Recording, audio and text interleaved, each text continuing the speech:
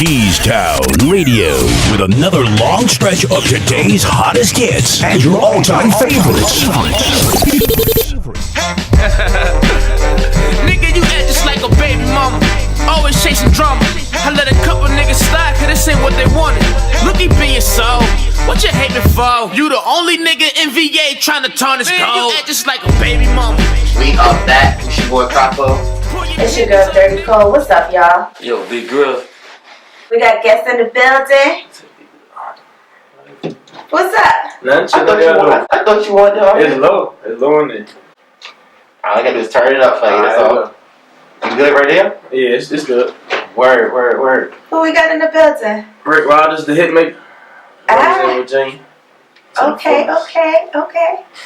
And what? It's the B, you know what I'm saying? Well, that's it. It was one of the artists on the label right here, Vaughn. Real talented guy. Yeah, same way. Cool dude. Real down to earth. Okay, welcome to Cheesetown Radio. Now I'm gonna say this. Thank you. Get this out of the way real quick. There's a few producers that I like. Like, I'm really stuck on their music. One of them is Knots. One of them is, of course, Premier. But Knots is like my favorite. I'm gonna go ahead and put you under Knots. Like, That's Knots right. and Rick Rogers. That's good. I'm gonna tell you how I can't crush your music. You don't give me this again. Already. Don't say that. See it coming. I'm gonna tell you how I can't crush your music. My DJ Dirty Die, she does a show on Sundays called Dirty Talk Sundays, and she put your song in the Dirty Dozen Countdown, Rich by 30. Right. And I cannot get that song out my head. Good. Even though I'm over 30, I still want to be rich by the time I get 30. I know that's right. Well, I'm 40 That's now. real, though. I appreciate that, man. But you're really dope, man. I've been Yeah. checking out your stuff, man. Like, you doing your thing. Yeah. Appreciate it, bro. I got a lot coming, too. Got a whole lot of music coming. I hold a lot of it back because I'm waiting for a bigger platform. Right. But some of the music is like, it just won't go locally because they don't understand it for real. Tell us about yourself. How did you get into being a music producer? I actually started producing off the strength of having access to the program. Like, one of my best friends had it, you know what I'm saying, at the same time we started rapping or whatever.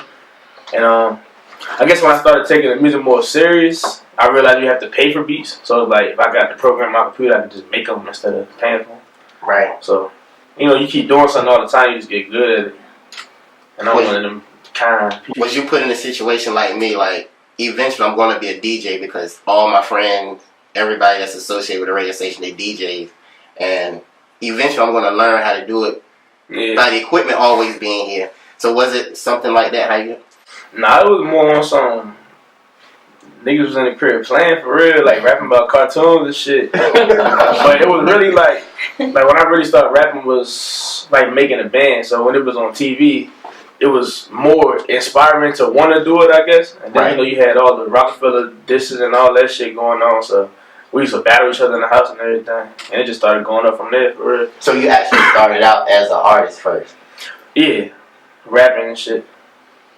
You ever play instruments in church, anything like that? Nah, I ain't even go to church like that. One thing I can say about Rick, though, as compared to a lot of people in this area, and I was just mentioning that last night with Killer Keith, is that some people say they producers and they just make the beat and they give you the beat and they don't give you no type of direction as to where to go with the song. But Rick being the type of person that he is and also having a studio, when you go in there to record a song that's on his beat, he gonna guide you and make you sound and give you the best quality. That's the sign to me of a producer as opposed to somebody that just makes beats.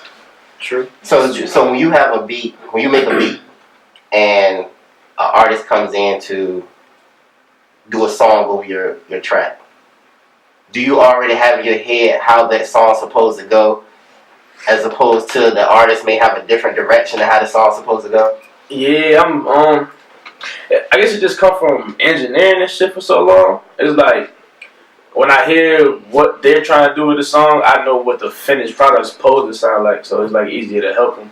well, I can't say supposed to because, like, my right ain't always right, but I have a good history of being right when it comes to making songs come out good. So a lot of artists just trust that for real. Right. Do you take into consideration like the voice, the sound of the voice, as far as the direction you go with the music? It's once again like an engineer question because everybody's voice different. Like you got to EQ everything different. So it's the person for real. I really try not to sell beats to people that can't make good records to my beats. You know what I'm saying? But at the same time, I don't limit myself on making money either. I respect that. But I really prefer somebody to do what they gotta do to my beat. Okay, let's talk about the music scene for a minute. I know that you were on the scene and then you went out of state and did your thing out of state and you came back. Right. Now, a lot of times I hear people say FVA, but what I want to say to them is unless you've been outside of VA, you have nothing to compare it to. So you can't just jump up and be like FVA, nothing is going on, because you don't know what's going on elsewhere. You do. So talk to me about how you feel about the music scene, what's going on the scene, what you've seen outside of VA, and what you see here. See, the funny part about that situation, and I don't want to talk too much about it, is like perception can make or break you, like anybody. True. You know what I'm saying? Correct. So, True. and like anybody who know me, I never lie about like anything to make anything a little bigger than anything. But Right. if I could take a couple pictures in Atlanta and post them, people are gonna think anything. Like when I first moved, it was rumored that I had $3 million deals and shit. But that was like one of the worst times of my life for real. Okay. But it was a blessing at the same time because I got the blessing isn't being away from my kids, but having me time to focus on my music and get my mind right. Like I was dealing with like a terrible breakup and shit. So all in that time, like that was like the lowest point of my life. And I wasn't paying bills or nothing, but it's like I felt like a kid because I couldn't do nothing on my own. Only thing I had was the studio and the house and shit. So I look at that as the worst time of my life, but it was the best time of my life because I found myself. Like I found how to be happy by myself, and now nobody can take me away from being happy. And that's very, very important when you find that you can be by yourself and do certain things by yourself. Because I was like that at one time.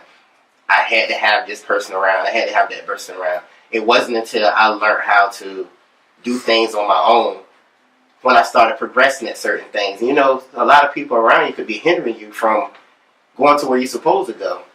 I'm a real I don't feel like we answered the question. life type of dude. Her question though.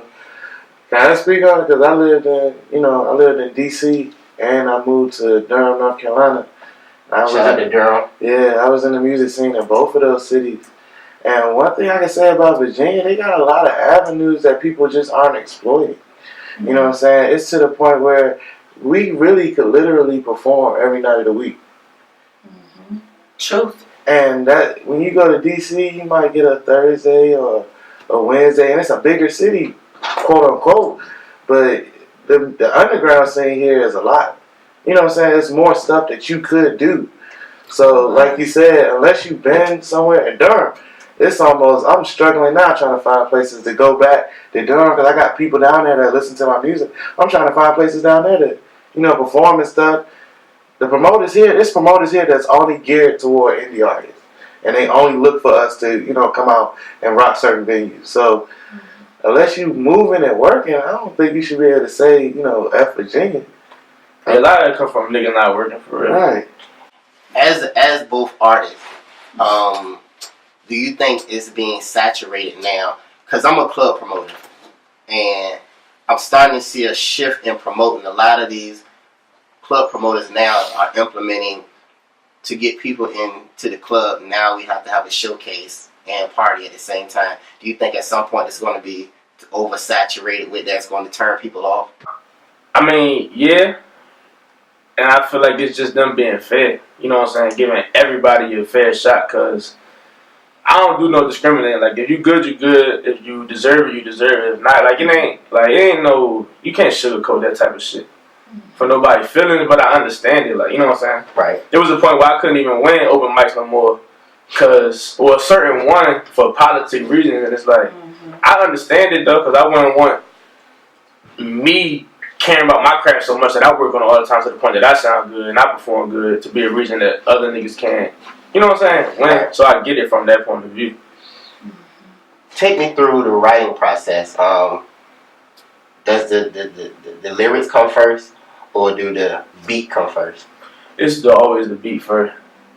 Cause I write sometimes depending if I'm away from the studio or not, but having access to my own studio, I just sit in front of the microphone and record it. You know what I'm saying?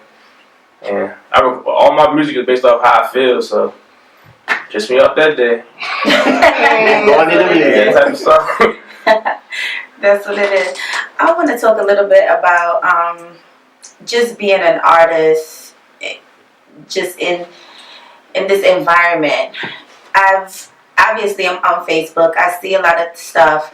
The other day I saw something where you did an interview. I guess part of the interview was quoted. So people had some negative vibes in regards to it. But when I talk to people about Rick Rogers, they always say that you're a real down-to-earth type guy. You would more be the person that people might try to take advantage of because you are so down-to-earth and you are so kind. So talk to me a little bit about just that. Just overall, how do you deal with that? Anybody who put themselves in a situation to not be around me is hurting themselves. You know what I'm saying? And that's how I carry shit, because I don't believe in the such thing as being too nice. Like, you know what I'm saying? If anything, you're the negative person for taking advantage of a nice person. Like, and why would you take advantage of a nice person? Right. You know what I'm saying? So I don't even wear a lot of shit on my sleeve, because that's how I feel. Like, if you don't want to be around me, that's on you. Because I ain't going to do nothing to you to make you not be around me. Right. You know what I'm saying? But at the same time, you're not going to just fuck me over all the time. You know? Right. But how do you deal with that? Because it's tough to deal with that. How do you deal with the people who come around Rick Rogers because they know that you're on your way? They may not have been coming around before, but when they see that you're on your way now, they come around. That happens to artists. My thing is, and this is a big problem with myself. I don't know if it's a problem that's going to help me or hold me down, but I don't put myself in the category that everybody put me in. You know what I'm saying? So even when I'm out in public or whatever, I don't know how to act like anybody other than the person I was born. You know what I'm saying? Right. Like, I'm Richard. My name is Richard. You know what I'm saying? I'm Richard everywhere I go. I don't know how to put on a Rick Rogers costume and be this person. You know what I'm saying? So it's perception. It's all about perception. It's always perception when people see you as an artist and know that you're on your way, and they perceive you to be something that you're saying you're not. I'm not saying I'm not that person, because I work, you know what I'm saying? I work hard to be where I'm at, but I don't walk around like wearing that, I guess. No, don't get me wrong. That's not what I was saying. I was just saying that sometimes when you are on a path, they think that you're someone else. Not that you're not talented or not that you're not doing it, because you are. Right. But because they don't know you, they tend to get their own thoughts of who you are and what you are. Yeah. I agree with that. I can agree with that too, because when I first moved down here back from DC, people, all they had to tell me was negative things about Rick. He Hollywood, he this, he that. You know what I'm saying? You can't contact him, you know. But at the same token, in the same breath, the other thing that they could say is, the boy talented. He got, you know what I'm saying, he can do his thing. So I had no choice but to come to the studio. At that time, it was a chop shop on Warwick Boulevard. And he wasn't even there. Abstract was there. And when I finally did meet him, I was just like, where this person everybody talking about? Like, this ain't the same person. And by us working together in the studio, that's how me and him built a relationship as artist to artist. You know what I'm saying? And then it progressed to, like, I personally feel like I can call this man my friend, because it's not a lot of genuine people out here. And he's a genuinely good guy. Like, it ain't no fake. He not Hollywood like people try to make it seem. You know what I'm saying? What it is, and I'm going to take Rick Rogers' defense on this. What it is once you get a certain level of popularity and your talent gets out there, you have an abundance of people texting you, calling you, inboxing you, and sometimes you might not be in the mind frame to really take those calls, to really take those inboxes, and people get offended by that. Right now, I have over 200 and something inboxes in my Facebook inbox, and people literally get upset with me. But like, I inbox you, I haven't seen it because I got 200. Like I said, we grew a relationship as me being his friend for a little while. I talk about that. I was trying to, help assist him or whatever, and take in some of them, take some of that load off my homie. And I started seeing all these messages after a while. It was just like, I see why he don't answer his phone sometimes. He can't. He literally can't answer every call that comes to his phone. He literally can't answer. When you do everything that this man do, yeah, it's ridiculous. And then I can imagine sometimes that interrupts your creative process, because sometimes you could get in a zone and your phone may go off, or you just can't have that. Notifications off. I don't even keep my Facebook message notifications on. Right. Cause it just be popping up so damn much. Man. I think more than anything, probably interfere with your personal life though. You don't get to spend a whole lot of time with your family like you be wanting to. Yeah. How much time do you average in the studio, if you don't mind saying? Like A day? Yeah.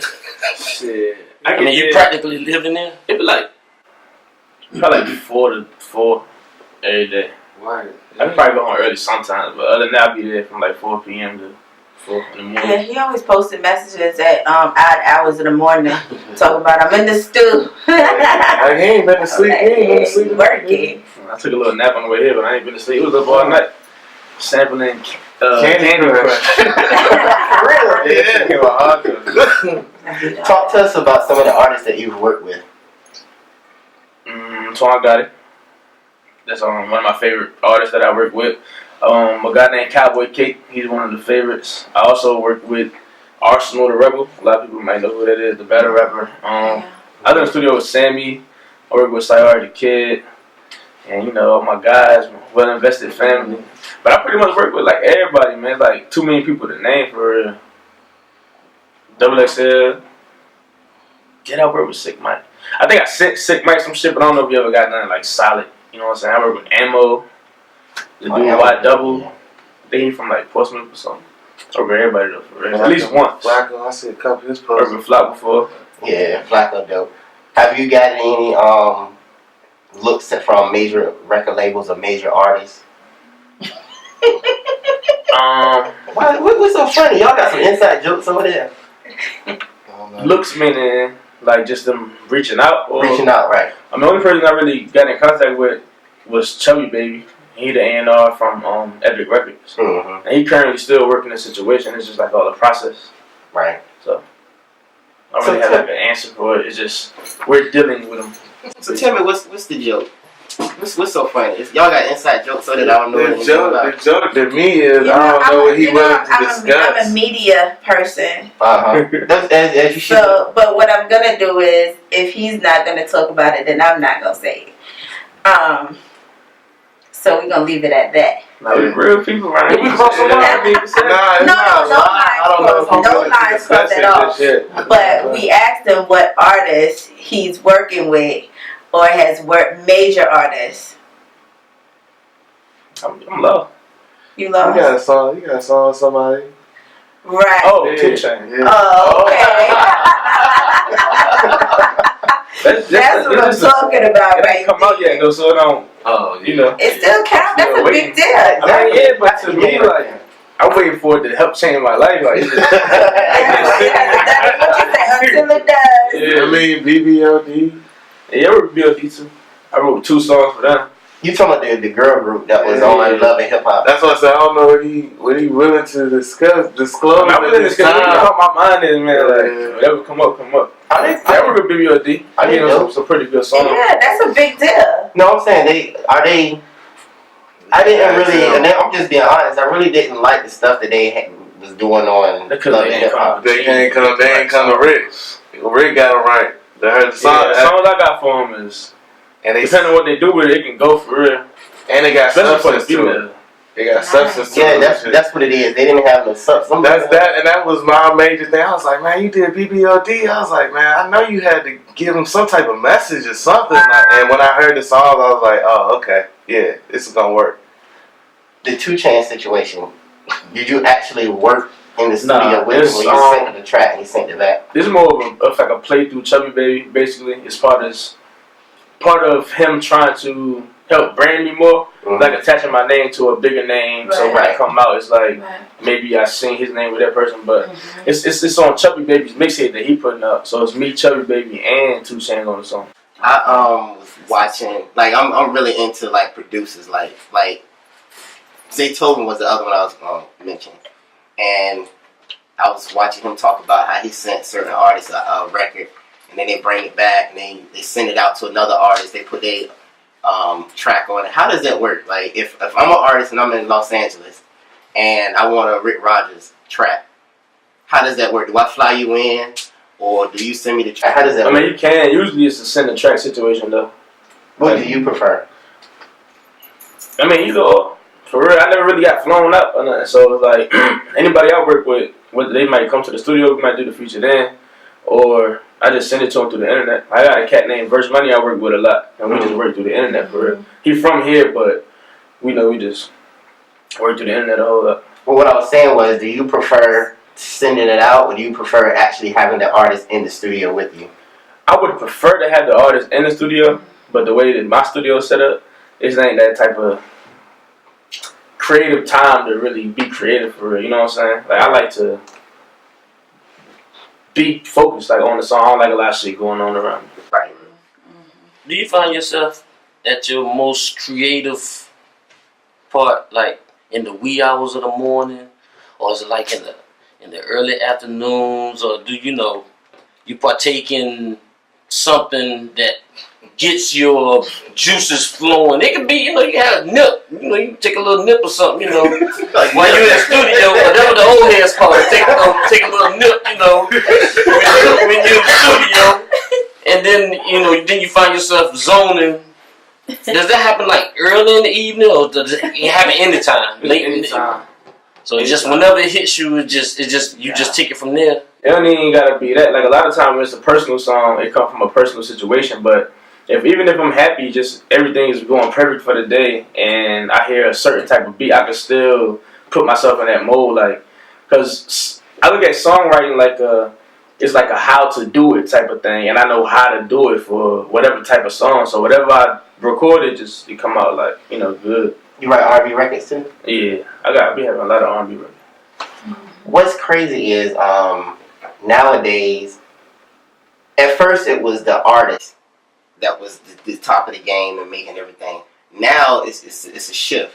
Now the producers are the big fish now, and it's like you could put me on I could get on the Rick Rogers. I don't know how to sing or anything, but I could get on a Rick Rogers track and he could make me sound dope. Like, how do you feel about the way music is today as an artist and as a producer, which the way everything is going right now?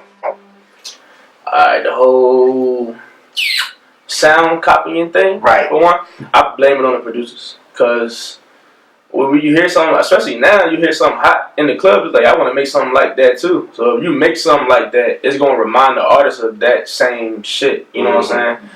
And on the artist standpoint, I just wish niggas would care more about what they saying. Then I don't even like getting into that argument with guys, because it's a lose-lose situation in 2016. So you just gotta take the music and make it for yourself. And then it's like the sound now is either it's gotta sound like something Future did, or it's gotta sound like something Migos did. It's just, see, even if it do sound like that, at least rap. Yeah. You know what I'm saying? At least care about what you're saying.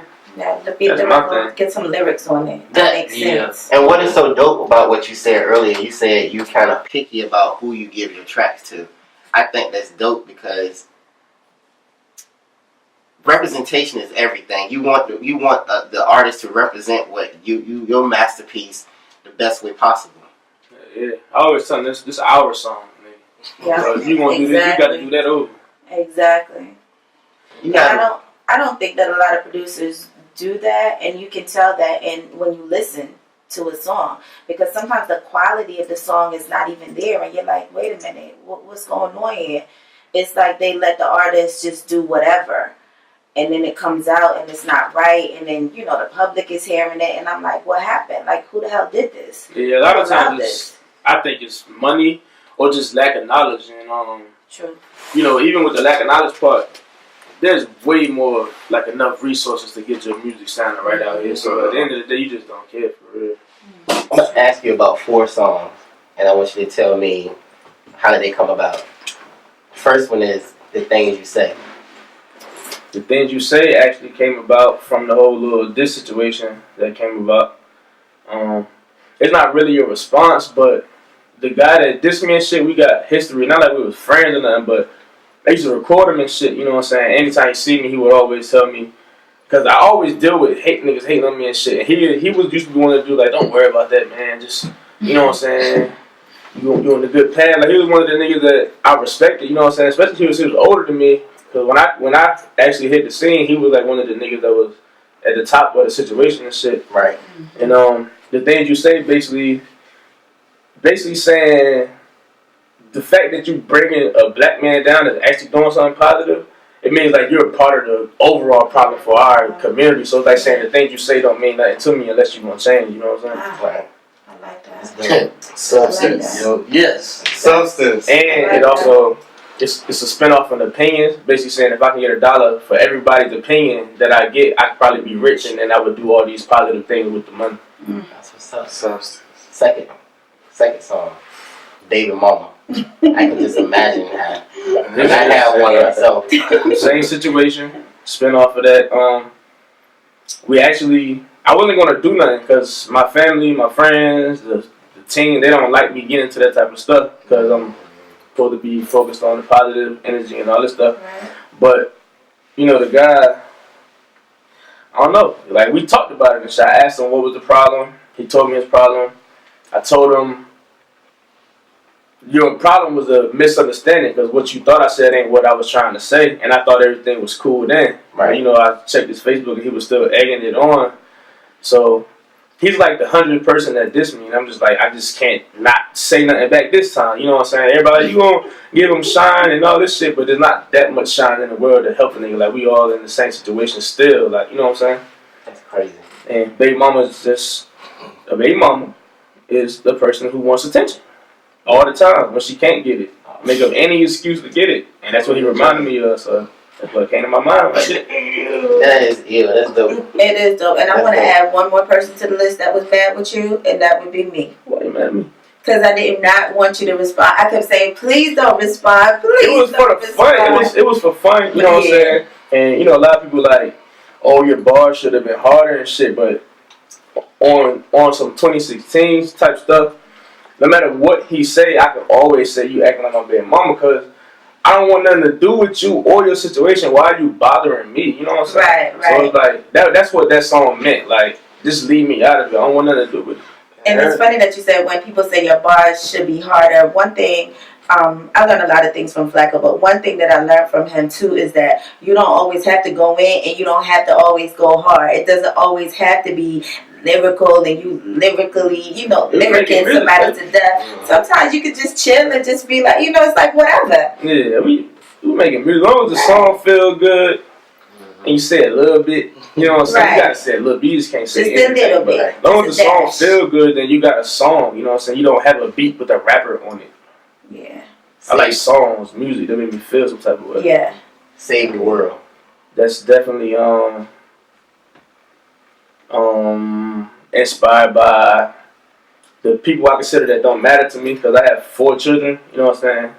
Take care of 5 altogether.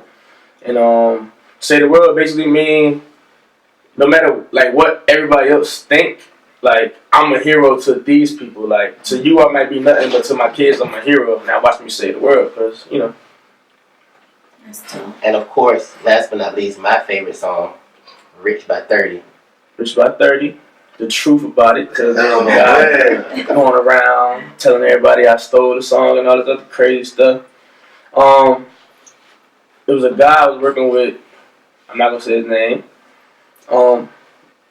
It was going to be somebody some Jay-Z Rockaway situation. He asked me to do a company, like a song advertising his custom clothing like that he created and shit. So when I made the beat, it won't coming out like that. Like, it won't coming out like a commercial and shit. Mm-hmm. So we basically made it a song, and we agreed that's when the situation turned to the long-term thing. It was like, yo, we really could possibly blow up this song shit. So when it came time to copyright the song, I contacted him and asked, do you feel like you're entitled to any of it?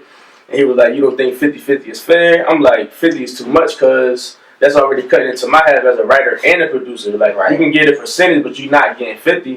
And he was just on some, fuck it, I would see you blow up and sue you type shit. So I left it at that. He wasn't trying to be fair, basically. And he run around telling everybody I stole his song and all this other crazy shit. That's crazy. Lordy. That's Virginia shit. Maybe that's why they say F Virginia, man. Hey, sum up Rick Rodgers in 3 words. The average American. Wow. I love that. That's exactly what I am. That's the take that's coming out. Make it out of my situation. Let everybody know how they can find you. Facebook, Instagram, Twitter, website. Facebook is Rick Rodgers, the Hitmaker. On Twitter is Rick Rodgers VA. Instagram, Rick Rodgers Worldwide. Snapchat is Rick Rodgers VA. You cannot put a D in Rodgers or you will not be able to find me. And that's been a problem for my whole career. Because even people I worked with for years still write it with a D. So I can imagine everybody actually trying to search it and find something from me. That's what's up. Really appreciate you coming, sitting down, talking to us. Rick Rodgers isn't going anywhere. He's going to participate in our next couple of segments, the Live Wire and Unnecessary Foolishness. Alright. We're going to get into a couple of his records, and when we come back, we're going to get into the Live Wire. That's what's up. I'm going to play my favorite song first. Rich by 30. Rich by 30. Let's do it. Cheesetown Radio. You know what it is. It's the Hangover Show, baby. Yep. Let's go. Since Doom got locked, my nigga, you been acting like a baby mama. Always chasing drama. Come up on your own. Just leave me alone. And beat that game, you mad cause I ain't mix your record? Or I guess you feeling disrespected. But you acting like a baby mama. And if I die behind this shit, just understand it's cause you acting like a baby mama. And I can't respect that. No, I can't respect the nigga